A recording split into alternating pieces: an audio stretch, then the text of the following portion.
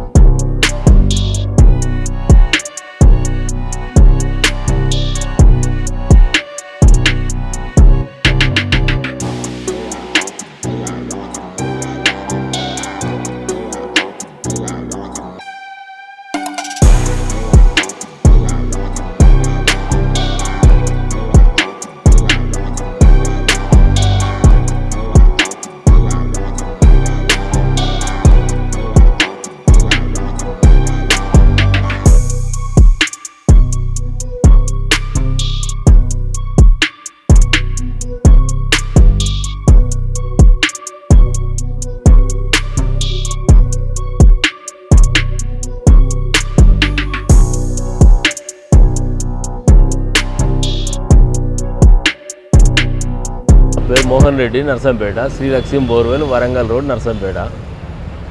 మేము 25 సంవత్సరాలు అవుతుంది బోర్ లేబట్టి. Civil supply chairman Peddi Sudarshan Reddy, పల్లె నిద్ర ప్రోగ్రాం పెట్టి అప్పుడు బోర్లు అవసరం ఉంటాయని మా ఎంబడి పడ్డాడు. బాగా బోర్లు వేయించుకున్నాడు. 2 నెలల్లో నీ పైసలు ఇస్తా, లేకపోతే బిల్లు ఇప్పిస్తా. 2-3 నెలల్లో నువ్వు నాకు ఏం చేస్తావు, ఏం కదా, నా వర్క్ చేసి పెట్టాలి. నువ్వు నా దగ్గర పైసలు లేవు సార్ అన్న. నేను లేవు అన్నా కానీ అప్పులు తెచ్చానా, నువ్వు ఏం చేస్తావు, ఏం కతావు, నీ పైసలు 2 నెలలు ఇప్పిస్తా, నేను ఇస్తా, లేకపోతే నువ్వు చేయి వర్క్ అని అన్నాడు. ఎంబడి బాగా ప్రెషర్ చేసిండు. బాగా చేసి బాగా ఇబ్బంది పెడితే ఇక మేము ఆడ ఈడ అప్పులు తెచ్చి వర్క్ చేసినాం. బాధితులు కేవలం పెద్ది చుట్టూనే కాదు, అప్పటి మంత్రులు కేటీఆర్, హరీష్ రావు, వినోద్ కుమార్ చుట్టూ కూడా తిరిగిండ్రు. కానీ ఫలితం శూన్యం. పైగా మాజీ మంత్రి హరీష్ రావు ఇన్ని రోజులు ఏం చేసినావు, మళ్లీ నా దగ్గరకు రావద్దంటూ ఆగ్రహం వ్యక్తం చేయడం బాధితులను మరింత కుంగదీసింది. వ్యవస్థ ఎంత నిర్దాక్షిణంగా ఉందో చెప్పడానికి ఇదే నిదర్శనం.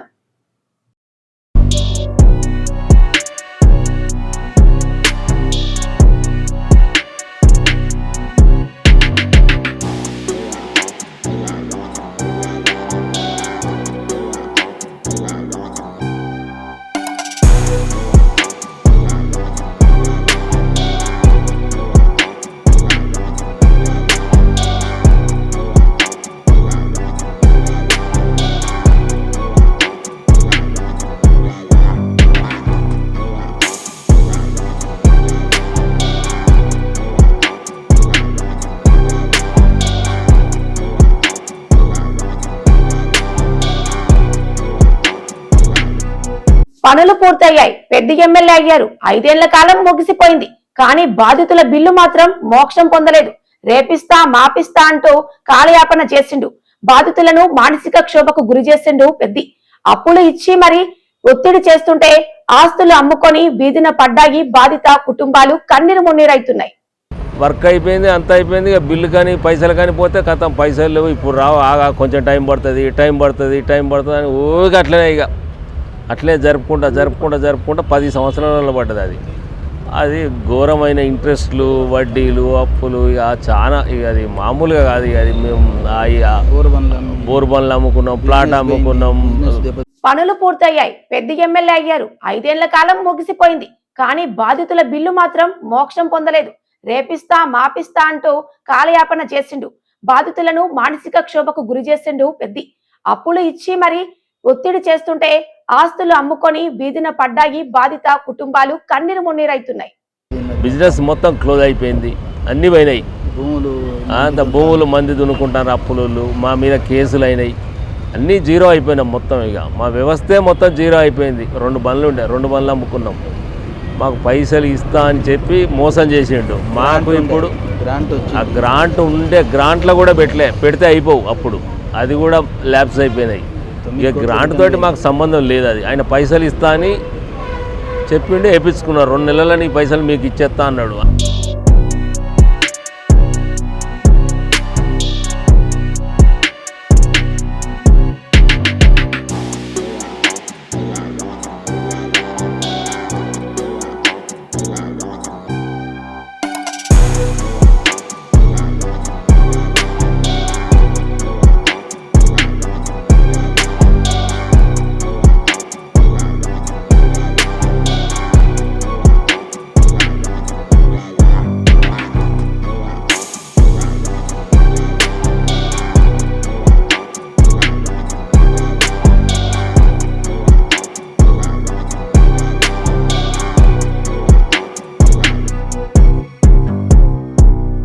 అట్లా ఆ నమ్మకంతో మేము వేసినాం. మోసం చేసిండు. 2016 వేసినాం, 2026 ఈ సంవత్సరం 10 సంవత్సరాలు అయిపోయింది. మాకు దాదాపు 15 కోట్ల లాస్ అయింది. మాకు న్యాయం కావాలి, లేకపోతే టీఆర్ఎస్ ఫండ్ నుంచి అన్నా మాకు పైసలు ఇవ్వాలి. న్యాయం అంటే ఎందుకంటే టీఆర్ఎస్ ఫండ్స్ ఉన్నాయి, నష్టపోయినోనికి ఇచ్చే బాధ్యత కూడా ఉండాలి. తీసుకునుడే కాదు, ఫండ్స్ జమ చేసుకునుడే కాదు, అందరినీ చూసుకొని ఆలోచించాలి. నష్టపోయినోనికి ఇవ్వాలి పైసలు. అది నాయకత్వం అంటారు. దొంగ నాయకత్వాలు కాదు ఇది. న్యాయంగా 100% న్యాయంగా మాకు పైసలు ఇవ్వాలి. ఆ ఫండ్ నుంచి ఇస్తాడో లేకపోతే సుదర్శన్ రెడ్డి సంపాదించుకున్న పైసల నుంచి అన్నీ ఇవ్వాలి మాకు. లేకపోతే మేము తెలంగాణ భవన్ పోయి పెట్రోల్ ఏదో ఒకటి చేసుకొని అయితే మేము మా కుటుంబం మొత్తం ఆత్మహత్య చేసుకుందామని ఆలోచనలు ఉన్నాం. దానికి కేటీఆర్కు చెప్పినాం, మేము హరీష్ రావుకు చెప్పినాం, తెలంగాణ భవన్లో చెప్పినాం, లీగల్ సెల్ చెప్పినాం, అందరికి చెప్పినాం, వినోద్ కుమార్కి ఇట్లా పెద్ద సుదర్శన్ రెడ్డికి అందరికీ తెలుసు ఇదంతా. మాకు ఏది ఏమైనా వాళ్ళే బాధ్యత, తెలంగాణ సమాజానికి చెప్పాలి వాళ్ళే. ఇక తర్వాత మాకు ఏం జరిగినా కానీ మేము మాకు న్యాయం చేయకపోతే మేము మాత్రం అది చేసుకుంటాం. మాకు మాత్రం వాళ్ళే బాధ్యులు. ఇక మన తెలంగాణ ప్రజలకు వాళ్ళు ఏం చెప్తారో అప్పుడు అర్థమవుతుంది వాళ్ళకు. మాకు న్యాయం చేయకపోతే మాత్రం అది మాత్రం వాస్తవాలు తెలుసుకొని మాకు న్యాయం చేయంటాను. మేము ఏదో ఫ్రాడింగ్ చేసో అదో ఏదో మోసం చేసిన వాళ్ళం కాదు. మాకు వాస్తవం 100% వర్క్ చేసి ఆయనకు పేరు తెప్పించినాం. మేము చేస్తేనే ఆయన ఎమ్మెల్యే గెలిచిండు, లేకపోతే ఎమ్మెల్యే కాదు కదా, ఆయన అటెండర్ కూడా కాకపోవు. అట్లాంటి పరిస్థితి ఆయనది. అట్లాంటి వాడు ఎమ్మెల్యే అయినాక మమ్మల్ని దొక్కిండు, మొత్తం అడుగు దొక్కిండు. మీరు రోడ్డు మీద పడ్డాం, అప్పుల కాడ అందరితోటి అవమానపడతాను. అది మామూలు అవమానాలు కాదు. ఎంతో మందితోటి దగ్గర వాళ్ళు అందరితోటి శత్రువులం అయిపోయినాం. అప్పులు ఇచ్చిన వాళ్ళతోటి శత్రువులం అయినాం. ఈయన మేము పైసలు అడిగితే ఈయన సీరియస్ అవుతాడు. మేము ఏంది నీకేసి మేము బలి అయిపోవడం ఏంది? మాకు న్యాయంగా అడుగుతున్నాం, మేము వట్టిగేం అడుగుతలేం. ఆయన అన్ని తెలుసు, ఆయనకు ఎందుకో ఇట్లా చేసిండు, దానికి మాకు న్యాయం కావాలి. నర్సంపేటకు చెందిన వీరమల్ల మోహన్ రెడ్డి వెంకటరెడ్డిలో శ్రీలక్ష్మి బోర్వెల్స్ పేరుతో వ్యాపారం నిర్వహించిండ్రు. 2016లో Peddi Sudarshan Reddy civil supply chairman గా ఉన్న సమయంలో ఆయన ఆదేశాల మేరకు నియోజకవర్గంలోని 6 మండలాల్లో వందలాది బోర్లేశారు. ప్రజల తాగునీటి సమస్య తీర్చాలని పెద్ది చెప్పిన మాటలు నమ్మి బంధువులు స్నేహితుల దగ్గర అప్పులు తెచ్చి మరీ బాధితులు పనులు పూర్తి చేసిండ్రు. మాకు 100% న్యాయం కావాలి. కొంతమంది ఇప్పుడే మొన్ననే చేరిండు ఆయన టీఆర్ఎస్లో, నెల అవుతుంది ఆయన చేరి. తక్కలపల్లి రవీంద్రరావు అనేట ఆయన ఉంటాడు ఒక ఆయన ఇక ఆయనకి ఏం తెలియదు. ఆయన నెల రోజులు అయింది తెలంగాణ టీఆర్ఎస్ పార్టీలో పుట్టి, నెల రోజులు అవుతుంది. అంబడతాడు, ఇంకా పాలే చెప్తాడు. ఆయన ఇంకా పెరగలే. సీనియర్లు ఉన్నారు తెలంగాణలో, టీఆర్ఎస్ నాయకులు, వాళ్ళు ఎవ్వలేమంటలేరు. వాళ్ళకి తెలుసు, మా బాధ అంతా తెలుసు, మేము తిరిగింది తెలుసు, వాళ్ళకి చెప్పినాం, మేము అందరితోటి చెప్పించినాం, వాళ్ళకి తెలుసు. ఈయన నెల రోజుల కింద చేరి ఈయన మా మీద ఏదో ఈ ప్రొసీడింగ్ వచ్చింది. ఆయనకి ఏం తెలుసు? ప్రొసీడింగ్ తెలుసా ఆయనకు? ప్రపోజల్ తెలియదు, ప్రొసీడింగ్ తెలియదు. ఆయన కిందో మాట అంటాడు, మీదో మాట అంటాడు. అంటే ప్రొసీడింగ్ వచ్చినాక మేము పైసలు తీసుకోపోదుమా? ఇప్పుడు ఇస్తే నడుతుందా? అది 10 ఏళ్ళ కింద ఇప్పుడు నడుతుందా? అది మాకు పైసలు కావాలి, పైసలు ఇస్తా అన్నాడు. మాకు మేము అప్పులు తెచ్చేసినాం. మాకు ఆ వడ్డీలు అసలు అన్నీ బాగా పెరిగిపోయినాయి. 15 కోట్ల నష్టం వచ్చింది. దానికి బాధ్యత. కానీ ఈయన ఏదో ఒకటి ఈ అబద్ధాలు చెప్పుకుంటా ఈ పెట్టి నాకు అప్పు బకాయి ఉన్నాడు. ఈ తెలంగాణ టీఆర్ఎస్ నాయకులు, బీఆర్ఎస్ నాయకులు, సుదర్శన్ రెడ్డి గారు ఇవి కనుక ఇవ్వకపోతే నేను రేపు ఏదైనా చేసుకున్నా కూడా తెలంగాణ భవన్ వద్దకు వెళ్ళి కూడా నేను బలవన్ మరణానికి కూడా సిద్ధమన్న రీతిలో ఈరోజు పేర్కొనడం జరిగింది. ఆ వచ్చిన వీడియోలలో గౌరవ మిత్ర పత్రిక అంటే మీడియా ప్రతినిధులు పోయిన సమక్షంలో అంటే ఇక్కడ నాకు ఏమర్థమవుతుందంటే ఇది వేసింది తను చెప్తున్నాడు, అప్పటికే 5-6 ఏళ్ళు అవుతుంది అన్నాడు. రైట్, సుదర్శన్ రెడ్డి గారు 4 ఏళ్ల కాల పరిమితిలో ఉన్నప్పుడు 5 ఏళ్ల కాల పరిమితిలో వేశారు, బిల్లు వచ్చింది, SDF అయింది. ఈ రోజు గవర్నమెంట్ వచ్చి 2 ఏళ్ళు అవుతాను. ఒకవేళ సుదర్శన్ రెడ్డి గారే బకాయి ఉండడానికి నీకు అనుకుంటే ఆ రోజు అసెంబ్లీ ఎలక్షన్ల టైంలో ఎందుకు ప్రస్తావించలేకపోయినావు? లేదా కొత్త గవర్నమెంట్ వచ్చింది, శాసనసభ్యుడు వచ్చిండు, ఈ 2 ఏళ్ల కాల పరిమితి కాంచలి నువ్వెందుకు వారిని వ్యక్తిగతంగా కానీ లేకపోతే నీకున్న సోర్స్తో కానీ పోలేకపోయినావు? ఈ మున్సిపాలిటీ ఎన్నికల రంగం స్టార్ట్ అయినాక ఇంకొక 4 రోజుల్లో ఓటింగ్ ఉందనగా ఈరోజు మోహన్ రెడ్డి గారితో డ్రామా ఎవరంటే కాంగ్రెస్ పార్టీ ఆడిస్తున్నదని మేము అంటున్నాం.